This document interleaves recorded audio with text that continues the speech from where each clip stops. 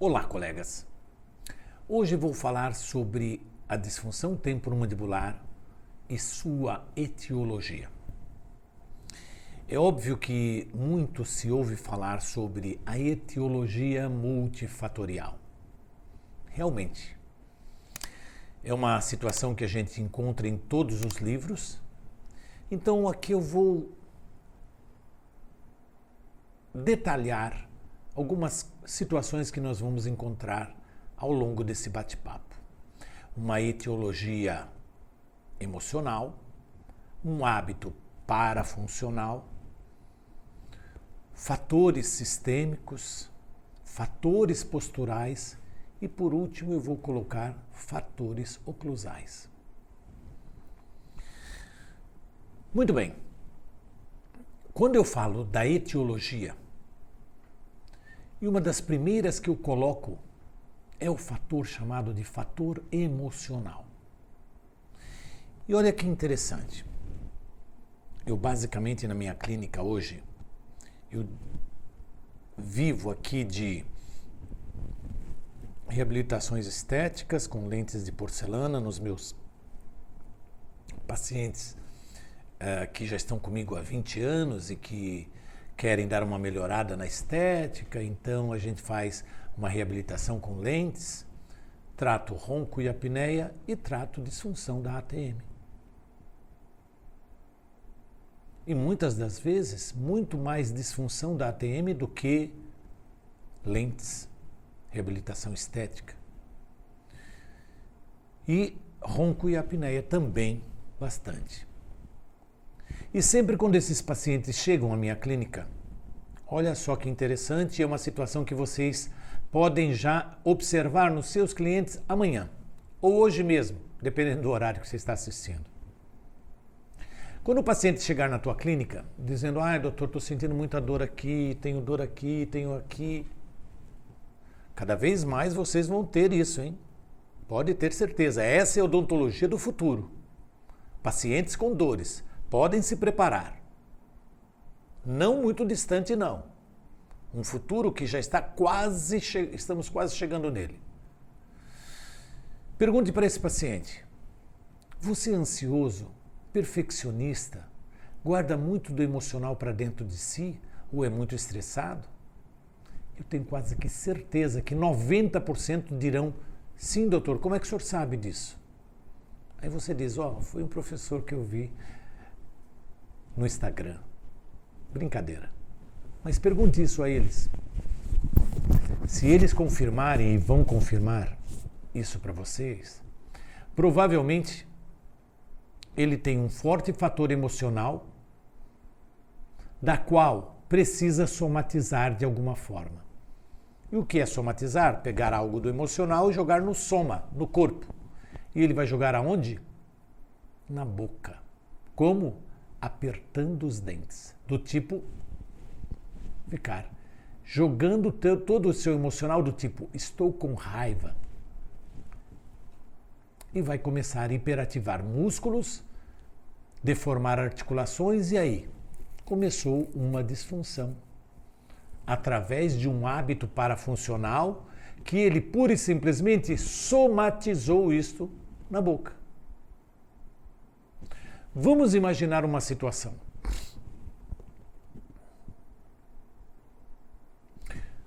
O paciente começou a passar por um hábito parafuncional, por um estresse, e por conta disso, começou a apertar os dentes. Situação número 1. Quando ele descobre que apertar os dentes talvez seja uma forma dele descarregar o seu emocional, ele continua apertando. Ele começa a elevar a atividade muscular. Quando é assim, ele começa a se cansar. Cansando, ele começa a desencadear dor. Quando ele começa a sentir dor, ele fica emocionalmente mais abalado ainda, porque fora o outro problema emocional, agora a dor está trazendo um outro descontrole emocional, porque ele está sentindo dor.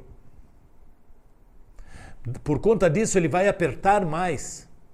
E apertando mais, ele vai ter mais cansaço, mais dor, mais estresse emocional, e ele não sai mais desse círculo. Então eu não posso desvincular o fator emocional dos hábitos parafuncionais que levam esse paciente a esse tipo de situação. E nós entramos justamente para quebrar esse ciclo e resolver definitivamente esse problema. Mas vamos falar agora de um outro hábito, de uma outra etiologia, que são chamados fatores sistêmicos. Onde eu tenho, por exemplo, um paciente com uma artrite reumatoide, uma doença autoimune, e pode sim afetar uma articulação da ATM? Lógico, é uma articulação, não pensa porque é aqui em cima ou é da odontologia que a pessoa que tem uma artrite reumatoide não pode levar esse tipo de situação para a articulação também, só que temporomandibular. Então é óbvio que nós vamos ter situações mais sérias em situações como essa, sim. E às vezes nós temos pacientes que, de tempos em tempos, a sua mordida a sua oclusão vai se modificando de tempos em tempos. Por quê? Um processo degenerativo está acontecendo dentro da ATM que está deformando formas anatômicas originais de tal forma com que a mandíbula como um todo vai se reposicionando. E um paciente que às vezes era classe 1, depois começa a virar classe 2, classe 2, e quando você vai ver, o paciente está tendo um problema degenerativo na própria articulação. Aí é hora de conversar com reumatologistas, solicitar tomografia, solicitar ressonâncias magnéticas para avaliar o que está acontecendo com aquele paciente, mesmo porque ele passa a sentir uma situação emocional, porque a sua mordida também já está ruim. Aí ele começa também a desenvolver uma disfunção temporomandibular, ou pode desenvolver uma disfunção temporomandibular quando essa já atingiu, inclusive, a articulação. Então entendam que nós temos que começar a examinar o paciente como um todo e não ficarmos restritos no quadrado de apenas olhar dentes sem observar o paciente como um todo. Porque para você tratar um paciente da forma como você quer, evidentemente é bom o paciente estar bem, confiar naquilo que você quer fazer. E para isso é interessante, desde a consulta, você já explicar o que provavelmente está levando a esse tipo de problema. Quais são as estruturas, quais são os músculos. Ah, mas isso não é da minha especialidade, então quer dizer que você não trabalha com músculos? Ah, mas isso aí é uma especialidade da disfunção. Ah, então quer dizer que tudo que você está fazendo na boca dele não tem nada a ver com músculos, ligamentos, articulação? O que você está fazendo dentro da boca? É mexer naquilo que ele mais utiliza. Dentes, músculos, articulação. Então não podemos, pura e simplesmente, olharmos o paciente, dentes, e acabou a história. Temos que ver o paciente como um todo. Uma outra situação, fatores posturais. Quando eu falo em fatores posturais, há de se observar duas situações muito críticas. Quer dizer, existe um mundo postural envolvendo também a área de cabeça e pescoço e que pode envolver a articulação. Por isso, fisioterapeutas hoje estão cada vez mais informados e nos ajudando no tratamento da disfunção. Quando eu digo quando nos ajudando, eu vou entrar numa situação muito crítica quando eu digo isso, que é o quê? A fisioterapia trata sozinho a disfunção? A odontologia pode tratar sem a fisioterapia? Olha que situação crítica e nevrálgica eu estou tocando. Vou primeiro para um lado. Cirurgião dentista pode sozinho tratar uma disfunção? Pode. Mas se esse paciente tiver, por exemplo, um fator ascendente postural, ou seja, ele tem uma escoliose, uma hiperlordose, uma cifose, enfim, situações posturais, musculares, que evidentemente acabam desposicionando a cabeça e acabam desposicionando também a mandíbula e a articulação, eu preciso sim, numa situação como essa, ter um fisioterapeuta para poder estar ali, discutir com ele a respeito desse assunto. Muitas das vezes, para vocês terem uma ideia, quando eu falo sobre viscosuplementação, eu preciso de um fisioterapeuta também para que consiga trabalhar um pouco as movimentações mandibulares para facilitar aquele líquido que nós depositamos lá dentro. Então é interessante uma fisioterapia. Outra situação, fator postural agora descendente. Ou seja, o paciente tem um problema na ATM e começa a levar isso de cima para baixo. Pode sim, pode. Nessa hora o dentista vai resolver? Pode sim, sozinho resolver tudo isso. Se não fosse isso, não existiria a especialidade da disfunção para cirurgiões dentistas. Então os dentistas podem sim resolver por completo tudo isso. Mas entendam que às vezes, em situações como essa, nós temos pacientes que apertam os dentes e ao apertar os dentes anteriorizam a cabeça e rotacionam a cabeça para trás, fazendo uma anteriorização com rotação posterior de crânio, fazendo com que a base do crânio atinja a primeira vértebra, que é o C1 ou atlas, girovertendo ou girando essa vértebra de tal forma o paciente toda hora ficar fazendo esse movimento, como se quisesse reposicionar essa vértebra. E daí eu começo com um ponto gatilho desencadear dores de cima para baixo. Dor na nuca, dor nos braços, dor nos ombros, onde eu tenho um chamado fator postural descendente. Eu posso ter uma fisioterapia também me auxiliando nesse tratamento? Posso. Pode você sozinho com uma placa oclusal resolver? Também pode. Mas às vezes esse paciente tem uma situação mista, que é o quê? Um fator ascendente e um fator descendente. O ascendente você não resolve, cirurgião dentista. Então é importante saber que nós temos que ter pelo menos um fisioterapeuta conhecido para poder indicar situações onde o paciente fala, olha, eu já melhorei de tudo, mas essa condição postural ainda não resolveu. Então talvez seja a hora de você conversar. Agora eu vou falar o outro lado da moeda. E nesse outro lado da moeda eu quero dizer o seguinte, será que a fisioterapia por si só trata a disfunção temporomandibular? Não. Eu sou enfático dizer que não. Eu sei que muitos fisioterapeutas que devem estar me ouvindo devem estar gritando do outro lado aí.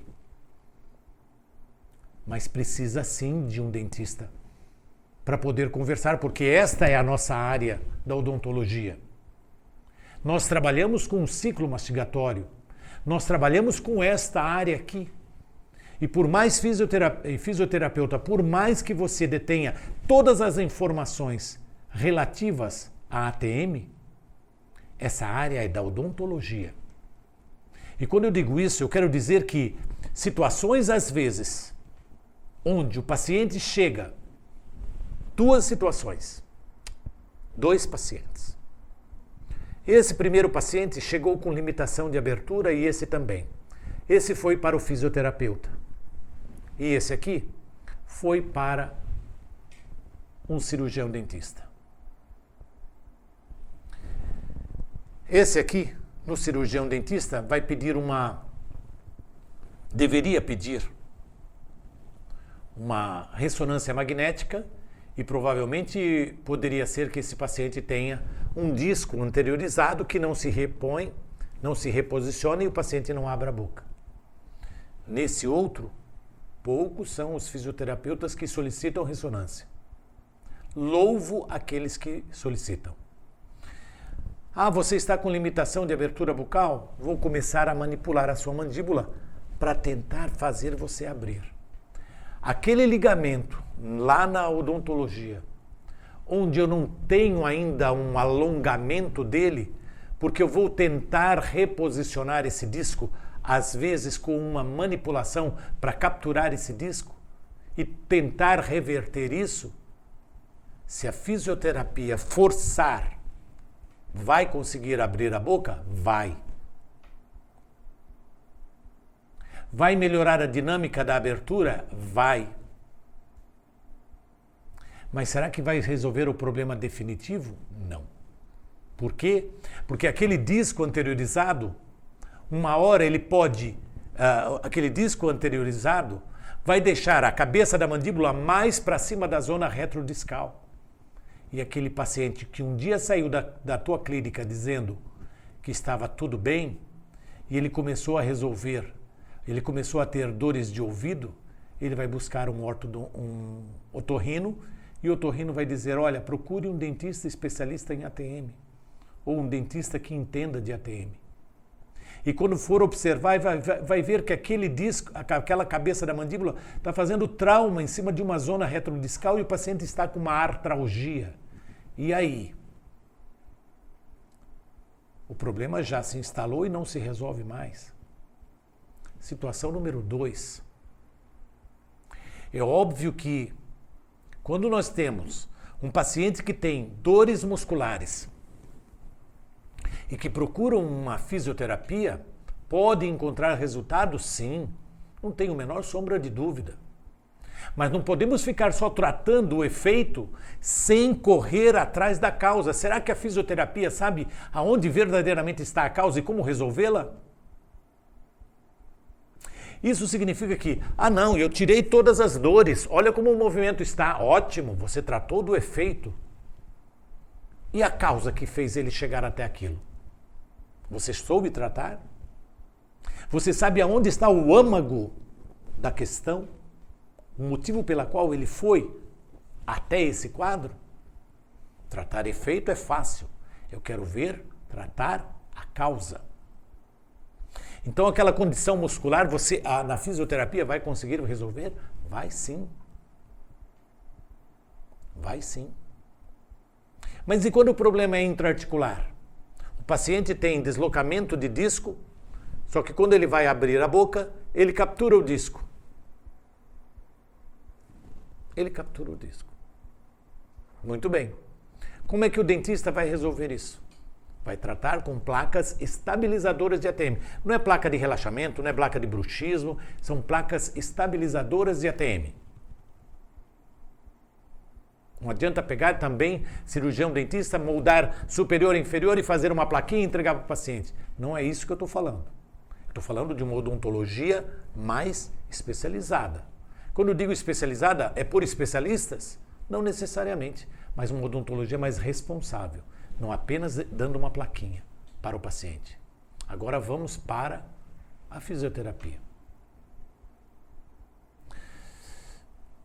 Se aquele paciente está fazendo um deslocamento de disco com redução, você consegue capturar esse disco e manter ad eterno esse disco em posição até o final do tratamento? Será que aquele ligamento que já está bastante alongado e que a captura esteja acontecendo só no final da abertura da boca? Será que talvez não seja o caso de uma ancoragem de disco através de uma pequena cirurgia que se faz para capturar esse disco e posicioná-lo?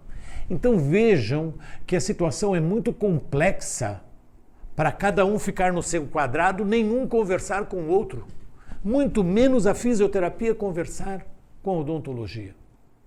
E a odontologia, sabendo que existem fatores agora posturais que podem levar a uma disfunção da ATM, não conversar com a fisioterapia. Então, vamos prestar bastante atenção em relação a tudo isso. E por último, eu quero falar sobre os fatores oclusais. Mas por que por último, professor? Porque a oclusão necessariamente não é o principal fator etiológico. Por que eu digo isso logo de cara? Porque muitos pacientes têm uma péssima oclusão e não tem disfunção. Como se explica isso? Como se explica, então, pacientes que têm uma oclusão de cinema e têm muita disfunção? Como que se explica isso? O detalhe é que, já falei dos fatores emocionais e tudo mais, o detalhe é que, quando eu falo do fator oclusal, eu não quero desmerecer a oclusão de tal forma a você fazer o seguinte: faz uma restauração no seu paciente e deixa alto por 2, 3 dias. Faz um teste. É brincadeira quando eu digo isso. Mas chama o seu inimigo e põe uma restauração alta nele e fala para ele voltar daqui a 3 dias. Ele vai chegar dizendo: doutor, está muito cansado esse lado ou esse outro lado. Esse lado não toca. Então, é óbvio que às vezes um microtrauma... O que é o microtrauma? Uma restauração mais alta, por exemplo. Porque existem os macrotraumas, que são advindos de acidentes, por exemplo, acidentes automobilísticos, sei lá. Então esses microtraumas, de repente, pode ser uma interferência que você deixou ao fazer uma coroa, ou uma lente de porcelana, ou uma coroa protética num premolar e você deixou com uma bela de uma interferência oclusal. Esse paciente pode ser que ele vá para uma disfunção articular, uma disfunção muscular severa? Provavelmente não. Mas que ele vai te reclamar de cansaço muscular? Vai. Por isso que a oclusão não pode ser desmerecida em momento algum. Querem um exemplo?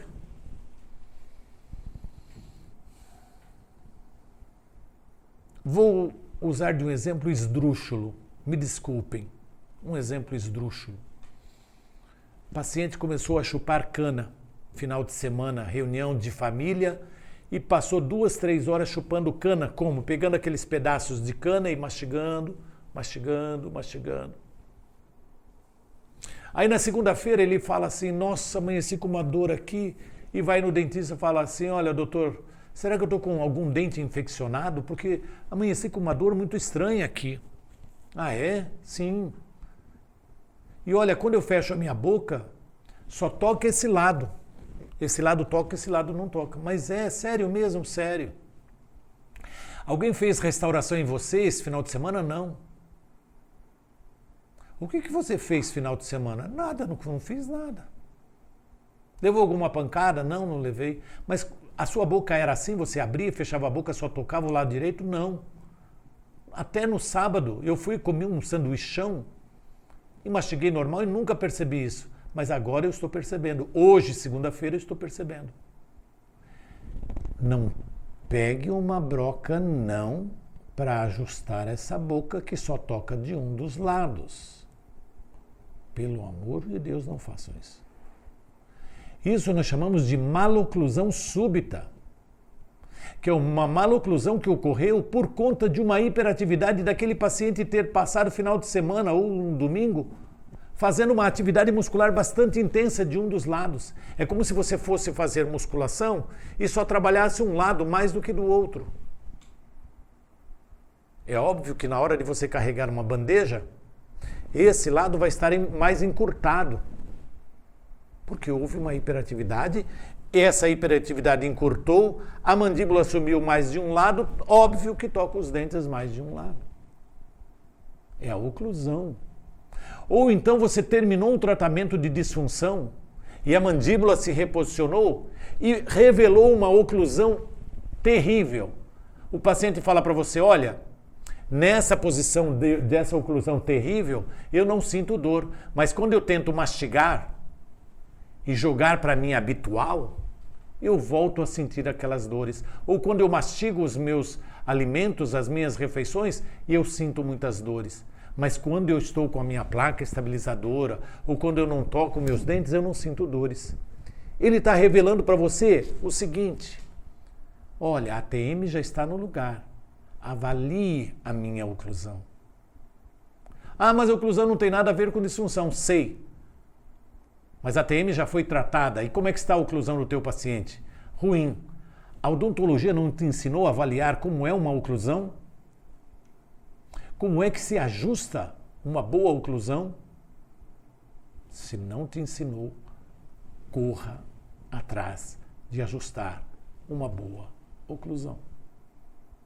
Porque está nas nossas mãos resolver a oclusão. Não é médico que vai resolver a boa oclusão. Não é fisioterapeuta, não é fonoaudiólogo, não é nada. É o dentista que sabe construir um prédio, que sabe construir uma bela de uma reabilitação e tem que saber distribuir as cargas entre os dentes. Pura e simplesmente isso. O buraco é mais embaixo. Muito bem, nesse nosso bate-papo eu pude falar sobre as etiologias, o emocional, o tanto que ele está presente, vai cada vez estar mais presente e pode começar a esperar. Se você não recebeu ainda pacientes com disfunção, você vai receber. Mais cedo ou mais tarde, pode ter certeza, em qualquer lugar. Dos hábitos parafuncionais, dos fatores sistêmicos, que se tem apenas um, fatores posturais, ascendentes, descendentes, e o fator oclusal. Espero que esse nosso bate-papo faça você refletir sobre tudo o que nós conversamos. Tá bom? Um grande abraço a todos.